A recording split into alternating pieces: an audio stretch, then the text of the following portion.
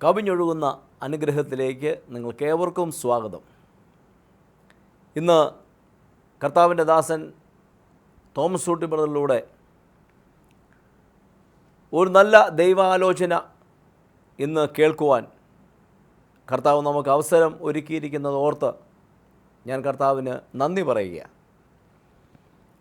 പ്രിയമുള്ളവരെ, കർത്താവായ യേശു ഈ ലോകത്തിൽ വന്നുവെന്ന് ഇന്ന് ലോകത്തിലുള്ള ബഹുഭൂരിപക്ഷം ജനങ്ങളും വിശ്വസിക്കുന്ന ഒരു സത്യം തന്നെയാണ്. കർത്താവായ യേശുവിൻ്റെ ജനന സമയത്ത് ദൂതന്മാർ ഇങ്ങനെയാണ് വിളിച്ചു പറയുന്നത്: ഇതാ സർവ്വജനത്തിനും ഉണ്ടാകുവാനുള്ള മഹാസന്തോഷം ഞാൻ നിങ്ങളോട് സുവിശേഷിക്കുന്നു. കർത്താവായ യേശു സന്തോഷമാണ്. യേശു നമ്മുടെ ഭവനത്തിൽ വരുമ്പോൾ നമ്മുടെ ഭവനത്തിൽ സമാധാനം വരും. നമ്മുടെ ഹൃദയങ്ങളിൽ സമാധാനവും സന്തോഷവും വരും. നമ്മുടെ ഉള്ളിൽ നിന്ന് കുറ്റബോധം മാറും, ഭയം മാറും, നിരാശ മാറും. നമ്മുടെ ഉള്ളിൽ നമുക്കൊരു വലിയ ധൈര്യം വരും. എൻ്റെ അവസ്ഥകൾ മാറും, എന്നെ കർത്താവ് വിടുവിക്കും. നമുക്കറിയാം, കർത്താവായ യേശു ആ സക്കായിയുടെ ഭവനത്തിൽ ചെന്നപ്പോൾ വാസ്തവത്തിൽ സക്കായിയുടെ ഭവനത്തിൽ എല്ലാം ഉണ്ടായിരുന്നെങ്കിലും ഒരു ശൂന്യതയായിരുന്നു. തൻ്റെ മനസ്സിലൊരു ശൂന്യതയായിരുന്നു, ഒരു കുറ്റബോധമായിരുന്നു തനിക്ക്. പക്ഷേ യേശു വന്നു കഴിഞ്ഞപ്പോൾ അതെല്ലാം മാറി. തൻ്റെ ഭവനം സമാധാനവും സന്തോഷവും ഉള്ളതായി മാറി. തൻ്റെ മനസ്സിൻ്റെ അവസ്ഥകൾ മാറി. ഇന്ന് എന്നെ കേൾക്കുന്ന ആരെങ്കിലും നിങ്ങൾ കുറ്റബോധത്തിലാണോ? നിങ്ങൾ പാപിയാണെന്നുള്ള ആ ഒരു ഭാരത്തിലാണോ നിങ്ങളായിരിക്കുന്നത്? എനിക്കൊരു വിടുതൽ കിട്ടുമോ? ഞാൻ കഴിഞ്ഞ നാളുകളിൽ ചെയ്ത പ്രവൃത്തി ഓർത്താൽ എനിക്കൊരു വിടുതൽ കിട്ടുമോ? എൻ്റെ ഭവനത്തിൻ്റെ അവസ്ഥ മാറുമോ? എൻ്റെ കുഞ്ഞുങ്ങൾ രക്ഷപ്പെടുമോ? എൻ്റെ കുടുംബജീവിതം അനുഗ്രഹിക്കപ്പെടുമോ എന്നുള്ള ഭാരത്തോടെ ഇരിക്കുന്നവരോട് ഞാൻ പറയാം, നിങ്ങൾ അന്ന് അനുഭവിക്കുന്ന സകല വിഷയങ്ങളിൽ നിന്നും നിങ്ങളുടെ കഴിഞ്ഞ നാളുകളിലെ ഒന്നും സ്വഭാവവും നോക്കാതെ, ഒരു പ്രവൃത്തിയും നോക്കാതെ നിങ്ങളെ വിടുവിക്കുവാൻ യേശുവിന് കഴിയും. അവനതിന് മനസ്സുണ്ട്. യേശുവെ എന്നെ സഹായിക്കണമേ എന്ന് പറഞ്ഞാൽ നിങ്ങളുടെ സകല പാപങ്ങളും കർത്താവ് മായിച്ച് നിങ്ങളുടെ ഭവനത്തിലെ ശൂന്യതകൾ മാറ്റി, നിങ്ങളുടെ ഭവനത്തിൻ്റെ അവസ്ഥകളെ കർത്താവ് മാറ്റി ഒരു നിറവിൻ്റെ അനുഭവം കർത്താവ് നിങ്ങൾക്ക് തരും. ഇന്ന് ഈ മെസ്സേജിലേക്ക് നമ്മൾ പ്രവേശിക്കുമ്പോൾ നമുക്ക് പ്രാർത്ഥനയോടെ പ്രവേശിക്കാം. കർത്താവെ, ഇന്ന് എൻ്റെ ഉള്ളിൽ പിശാചിട്ടിരിക്കുന്ന എല്ലാ ചിന്തകളും വിചാരങ്ങളും മാറി, ആ ശിക്ഷാവധി എന്ന ആ തെറ്റിദ്ധാരണകളെല്ലാം മാറി എൻ്റെ മനസ്സിനെ ഒന്ന് വെടിപ്പാക്കണമേ, സമാധാനം കൊണ്ട് നിറയ്ക്കണമേ എന്ന് നമുക്ക് പ്രാർത്ഥിക്കാം. ഇന്നത്തെ മെസ്സേജിലേക്ക് നമുക്ക് പ്രവേശിക്കാം. കർത്താവ് നിങ്ങളെ അനുഗ്രഹിക്കട്ടെ. യേശുവോട് ചേർന്നിരിപ്പതെത്ര ബോധമേ, യേശുവിനായി ജീവിക്കുന്നതെത്ര ഭാഗ്യമേ. ആശ തന്നോടെന്നും എന്നിൽ വർദ്ധിച്ചിടുന്നേ, ആശ തന്നോടെന്നും എന്നിൽ വർദ്ധിച്ചിടുന്നേ. ആശുതന്റെ കൂടെ വാഴ കാക്ഷിച്ചിടുന്നേ, ആശുതന്റെ കൂടെ വാഴ കാക്ഷിച്ചിടുന്നേ. യേശുവോട് ചേർന്നിരിപ്പതെത്ര ബോധമേ, യേശുവിനായി ജീവിക്കുന്നതെത്ര ഭാഗ്യമേ.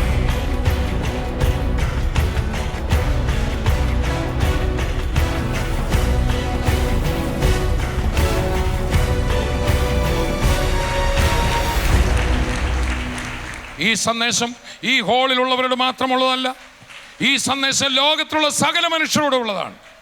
എന്താണ് ഈ വാർത്ത? നിങ്ങൾ അറിയണം. നിങ്ങൾക്ക് ഈ ലോകത്തിൽ വെച്ച് ലഭിക്കാവുന്ന ഏറ്റവും നല്ല വാർത്ത ഇന്ന് നിങ്ങൾ കേൾക്കുകയാണ്.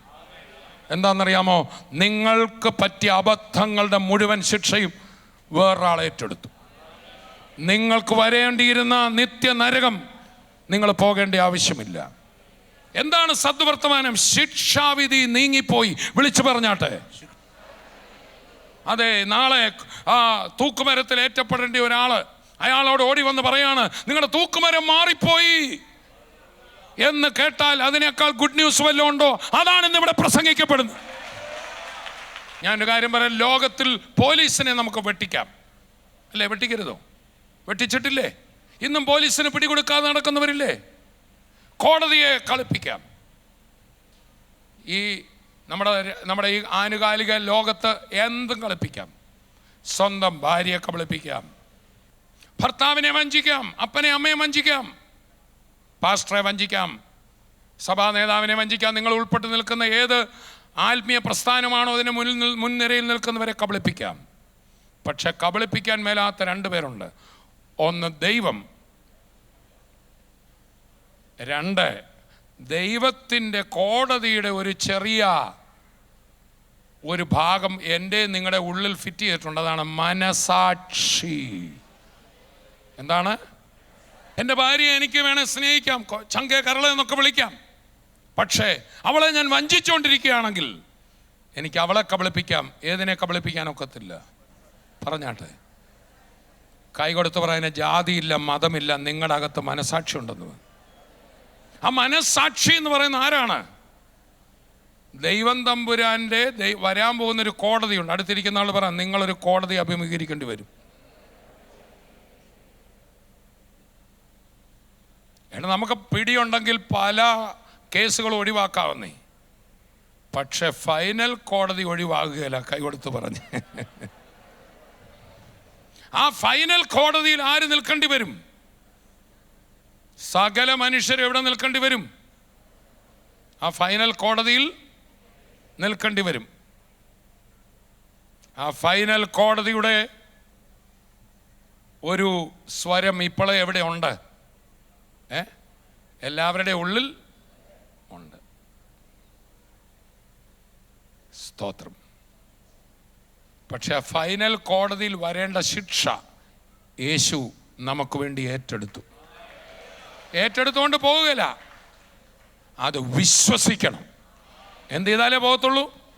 അതുകൊണ്ടാണ് സ്വർഗീയ വിരുന്നിൽ പോയാലും ഏത് സഭയിൽ പോയാലും യേശു എൻ്റെ പാപം ചുമന്നു എന്ന് ഉള്ളിൽ ഉറപ്പും വിശ്വാസവും ഇല്ലാത്തവർക്ക് ഒരിക്കലും സമാധാനം കിട്ടുക.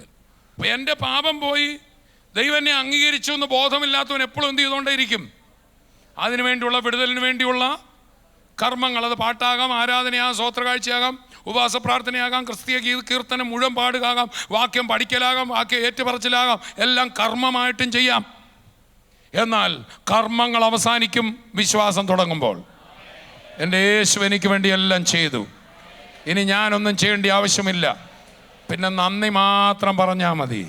10,000 താലന്ത് വെള്ളി കടപ്പെട്ടവനോട് യജമാനൻ പറഞ്ഞു, കൊടുത്തു വീട്ടിടാ, അല്ലെ നിന്റെ ഭാര്യ മക്കളും വിറ്റിട്ടിഞ്ഞോട് നാടാ. അതാണ് നിയമം, ലോ, മോശ, ന്യായപ്രമാണം. ഉടനെ നിയമത്തിന് മുമ്പിൽ എനിക്ക് രക്ഷയില്ല എന്ന് മനസ്സിലായ വ്യക്തി യജമാനന്റെ മുമ്പിൽ വണങ്ങി, എന്നോട് കരുണ തോന്നണമേ. എന്ത് തോന്നണമേ? മോശ മുഖേന നിയമം വന്നു, യേശു മുഖേന കരുണ വന്നു.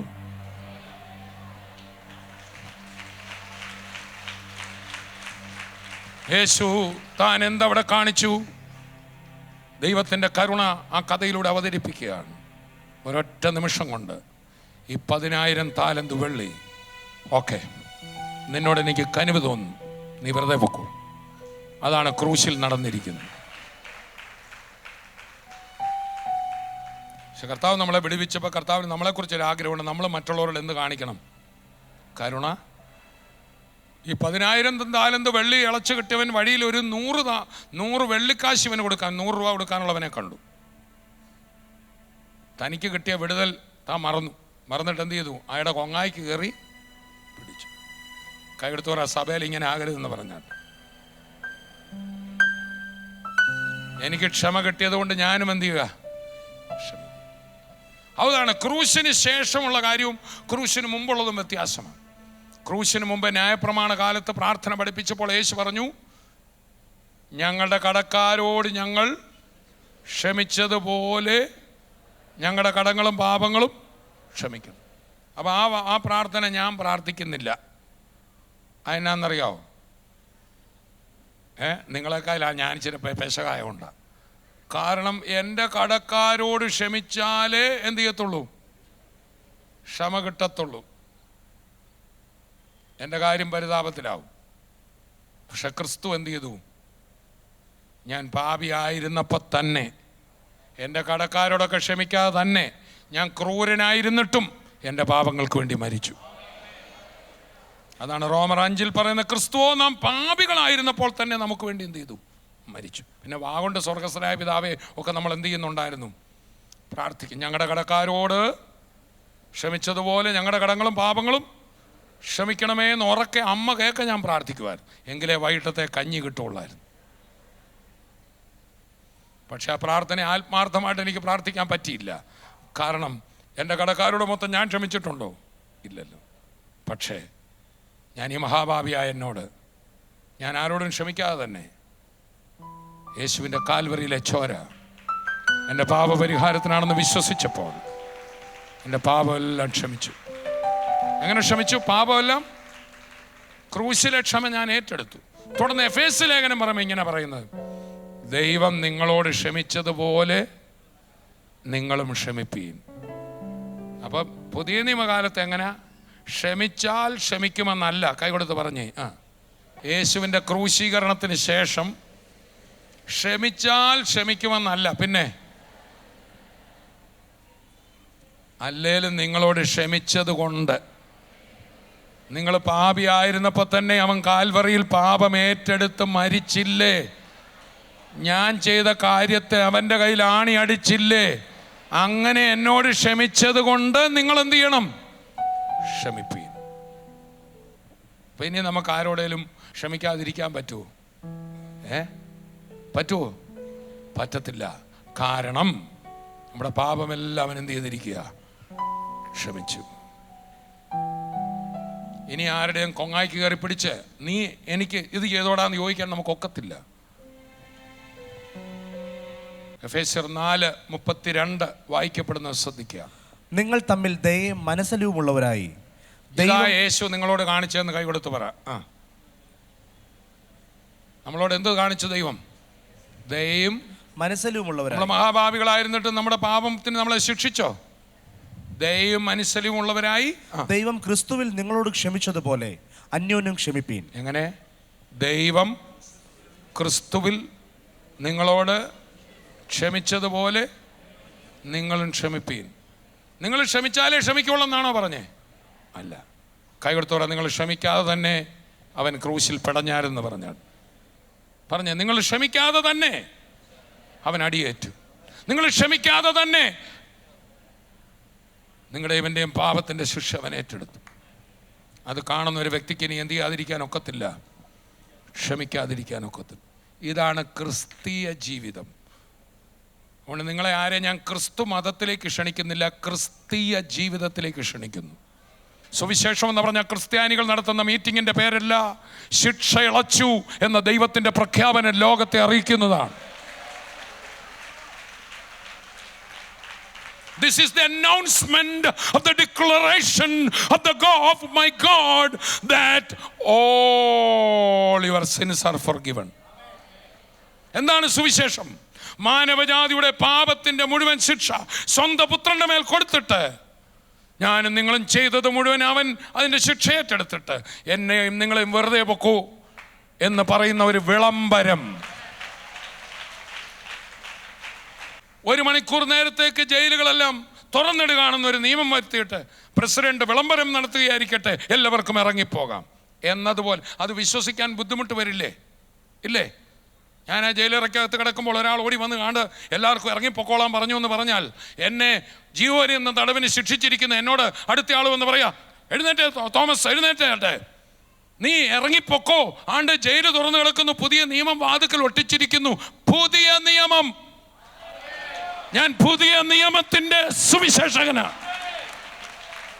ഞാൻ പുതിയ നിയമത്തിന്റെ ശുശ്രൂഷകനാ. ഞാനൊരു പുതിയ നിയമത്തിന്റെ ശുശ്രൂഷകനാ. എന്താണ് ആ പുതിയ നിയമം? പഴയ നിയമം എന്താണ്? നിന്റെ തെറ്റിന്റെ ശിക്ഷ നീ അനുഭവിക്കുക. യേശുക്രിസ്തുവിൽ തന്ന പുതിയ നിയമം, നിന്റെ തെറ്റിന്റെ ശിക്ഷ ഞാൻ അനുഭവിക്കാം.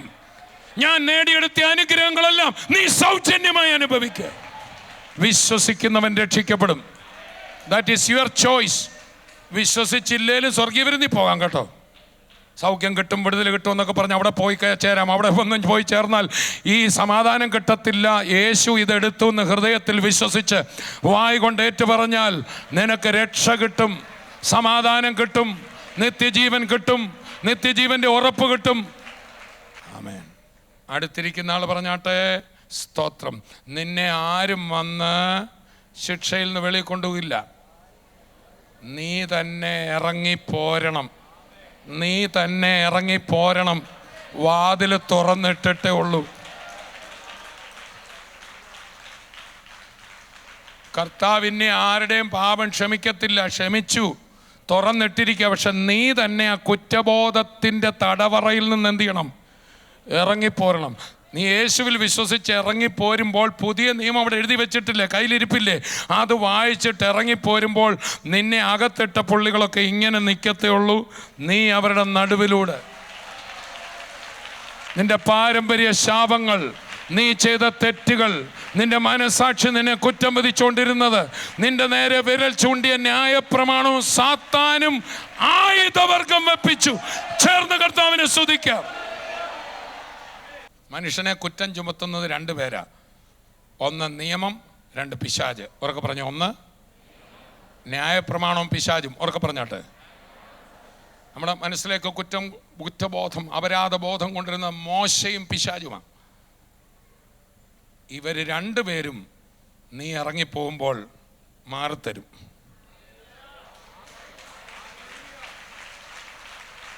വ്യഭിചാര കുറ്റത്തിൽ പിടിക്കപ്പെട്ടവളെ കല്ലെറിയുവാനായിട്ട് ആര് വന്നു? നാട്ടുകാരെല്ലാം കല്ലുമായിട്ട് വന്നു. നിയമം കുറ്റം വിധിക്കുകയാണ്.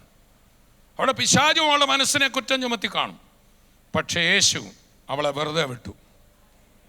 പാപം ചെയ്യാത്തവൻ അവളെ ആദ്യം എറിഞ്ഞോളാൻ പറഞ്ഞു. ആരെങ്കിലും എറിഞ്ഞോ? ഉടനെ കുറ്റം വിധിക്കാൻ വന്നവരുടെ നടുവിൽ കൂടെ അവൾ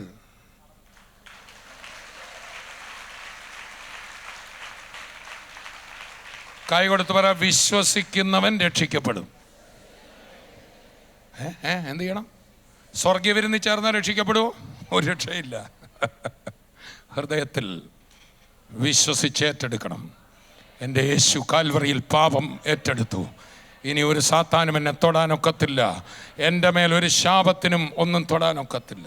2017 വർഷം മുമ്പ് നടന്നൊരു യാഗത്തിലൂടെ, ഒരു ശിക്ഷ വിധിയിലൂടെ നിന്റെ ശിക്ഷ മാറിപ്പോയിരിക്കുന്നു. ഇത് വിശ്വസിച്ചാൽ നിനക്ക് രക്ഷ അനുഭവിക്കാം. അവൻ വരുമ്പോൾ അവൻ വന്ന് നിങ്ങൾക്ക് പാപത്തെയും നീതിയെയും കുറിച്ച്, ന്യായവിധിയെയും കുറിച്ച് ബോധം വരും. ആ ഭാഗം വായിച്ചു നോക്കുമ്പോൾ കാണും, നമുക്ക് ബോധം വരുത്തുമെന്നല്ല, ഈ കർത്താവിനെ വിശ്വസിക്കാത്ത ലോകത്തിന് ബോധം വരുത്തുമെന്ന്. നിങ്ങൾക്ക് നീതിയുടെ ബോധം തരുമെന്നാ. ചേർന്ന് കർത്താവിനെ സ്തുതിക്കാം. അതാണ് നമ്മൾ വായിച്ച വാക്യം. നിങ്ങൾ ഭൂലോകത്തിലൊക്കെ പോയി സകല സൃഷ്ടിയോടും ഈ സുവിശേഷം, പാപം യേശു വഹിച്ചെന്നും നിന്റെ കുറ്റം അവൻ ഏറ്റെടുത്തെന്നുമുള്ള സുവിശേഷം പറയണം. അത് വിശ്വസിക്കുന്നവൻ രക്ഷിക്കപ്പെടും. വിശ്വസിക്കാത്തവൻ ശിക്ഷാവിധിയിൽ അകപ്പെടുമെന്ന, അല്ലാതെ ദൈവം ശിക്ഷാവിധിയിൽ തള്ളിയിടുമെന്നല്ല. സകല മനുഷ്യരും ശിക്ഷാവിധിയിൽ അവൻ്റെ മനസാക്ഷി ഇരിക്കുന്നതല്ലേ? എല്ലാവരുടെയും മനസാക്ഷി ആ പാപത്തിൻ്റെയും ശിക്ഷയുടെയും അല്ലേ ഇരിക്കുന്നത്. വിശ്വസിക്കുന്നവൻ അതിൽ നിന്ന് വിമോചനം പ്രാപിക്കും. ഇന്ന് നിന്റെ ജീവിതത്തിൽ നീ എന്ത് തെറ്റ് ചെയ്തവളായാലും, എന്ത് കുഴപ്പം പറ്റിയവനായാലും, യേശുവിൻ്റെ അടുക്കൽ വന്നേ, അവന് ഹൃദയം വന്ന് കൊടുത്തേ, അവൻ്റെ കാൽവറി യാഗത്തിലൊന്ന് വിശ്വസിക്ക്. ഇന്നൊരു പുതിയ സൃഷ്ടിയായി നിനക്ക് കടന്നു പോകാം. ഒരു കുഞ്ഞിൻ്റെ ഹൃദയം പോലെ നിന്റെ ഹൃദയം കർത്താവ് പുതുതാക്കി തരും. ഒരുവൻ ക്രിസ്തുവിലായാൽ അവൻ പുതിയ സൃഷ്ടിയാ. ഒരു നല്ല ഹൃദയം, ഒരു നല്ല ഹൃദയം, ഒരു പുതിയ ഹൃദയം, ഒരു സ്നേഹിക്കാൻ പറ്റുന്ന ഹൃദയം, ഒരു ക്ഷമിക്കാൻ പറ്റുന്ന ഹൃദയം, ഒരു കയ്പില്ലാത്ത ഹൃദയം, ഒരു പുതിയ ഹൃദയം കർത്താവ് നിനക്ക് നൽകി തരികയാണ്. ഹല്ലേലൂയ. ഇതാണ് യേശു തരുന്ന രക്ഷ. അതെ, പരിശുദ്ധാത്മാവ് യേശു നമുക്ക് നീതിബോധമാ തരുന്നത്. യോഹന്നാന്റെ സുവിശേഷം 16:8 വാക്യം.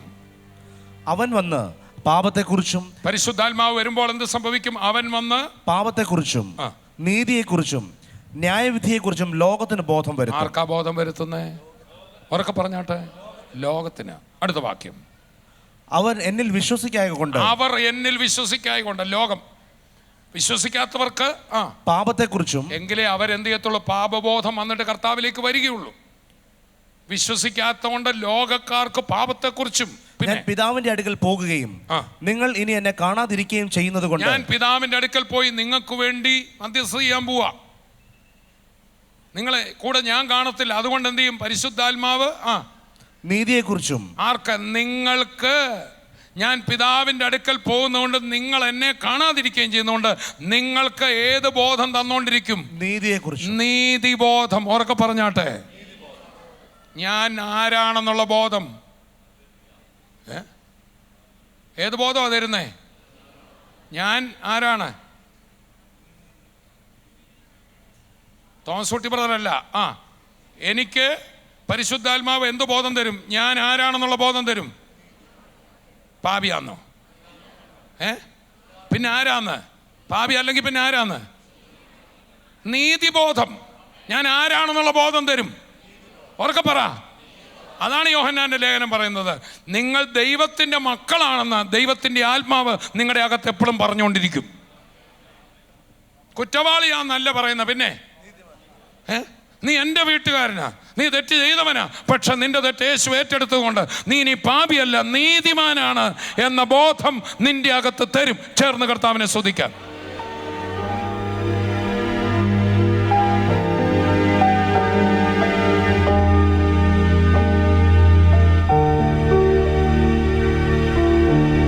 അവരുടെ പേര് പ്രിയ എന്ന. സഹോദരിക്ക് തന്നെ അറിയത്തില്ല, 4 വർഷത്തിലധികമായി തൈറോയിഡിന് ഒരു മുഴ തൊണ്ടയുണ്ടായിരുന്നു. ആഹാരം കഴിക്കുമ്പോഴും വെള്ളം കുടിക്കുമ്പോൾ പോലും തട്ടുന്ന അനുഭവം ഉണ്ടായിരുന്നു. ഇവിടെ ഇന്ന് പ്രാർത്ഥിച്ചുകൊണ്ടിരിക്കുന്ന സമയത്ത് ആരോ സഹോദരന്മാർ കലയിൽ കരം വെച്ചു. ഈ സഹോദരി മറിഞ്ഞടിച്ച് വീണു. എഴുന്നേറ്റ് വന്നപ്പോൾ ആ മുഴ അവിടെ കാണുന്നില്ല. ഇപ്പൊ വെള്ളം കുടിച്ച് നോക്കി, ഒരു കുഴപ്പവുമില്ല. അത്ഭുത സൗഖ്യം കർത്താവ് കൊടുത്തു. ആഹാരം കഴിക്കുമ്പോൾ വിമിഷ്ടം ഉണ്ടായിരുന്നു, തൊണ്ടയിൽ കുടുങ്ങി, എനിക്ക് ശ്വാസം കിട്ടാതായിട്ടുണ്ട്. അങ്ങനെ ഇരിക്കുമ്പോഴാണ് ചികിത്സിച്ച് ബ്ലഡ് ടെസ്റ്റ് ചെയ്ത് നോക്കിയപ്പോൾ തൈറോയ്ഡ് ഒരുപാടായി പോയി. മരുന്ന് കഴിച്ചുകൊണ്ടിരിക്കുവാണ്. ഇവിടെ വന്ന് പ്രാർത്ഥിച്ചപ്പോൾ എനിക്ക് തൊണ്ടയ്ക്ക് ഒരു വല്ലാതൊക്കെ വന്ന് ബ്രദർ എൻ്റെ തലയിൽ കൈവച്ചപ്പോഴത്തേക്ക് ഞാൻ എൻ്റെ ബാക്കിൽ ആരും എന്നെ തള്ളി പോകുന്നണക്ക് വീണു. എൻ്റെ ഈശോ എൻ്റെ മുഴ സൗഖ്യമാക്കിയിരിക്കുന്നു. വെള്ളം കുടിച്ചപ്പം തട്ടുന്നില്ല. ഇല്ല. തൊട്ട് നോക്കിയപ്പോഴും എനിക്ക് വളരെ വ്യത്യാസമുണ്ട്. മുഴ അവിടെ ഇല്ലേ? ഇല്ല. മറ്റേ മുഴ അറിയായിരുന്നു. ഇപ്പൊ മുഴയില്ല. കരമടിച്ച് കർത്താവിനെ സ്തുതിക്കാം. 12 വർഷമായിട്ടുള്ള തൊണ്ടയ്ക്കത്തെ വേദന കർത്താവ് ഇന്ന് പൂർണ്ണമായിട്ട് സൗഖ്യമാക്കി. ഈ സിസ്റ്ററിന്റെ ആണോ?